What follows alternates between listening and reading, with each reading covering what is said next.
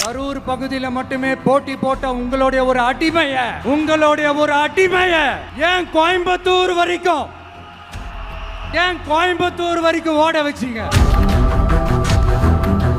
இந்த தேர்தல்ல திமுக தோக்க போறது உறுதி. ஏகப்பட்ட கேஸ் எல்லாம் இருக்குதுல்ல, லஞ்ச கேஸ், ஊழல் கேஸ், திருட்டு கேஸ், எல்லாத்தையும் காப்பாத்திக்கணும்ல. போய் மோடி அவர்கள் காலையும் அமித்ஷா அவர்கள் காலையும் திமுக விழுதா இல்லையான்னு பாருங்க.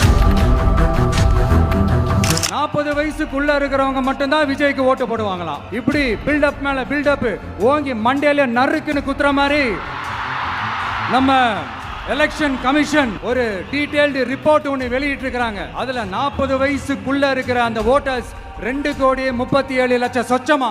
கடுப்புல விட்ட கணிப்பாளர்களே எங்க போனீங்க? சும்மா டர்னா டர்ரு தான்.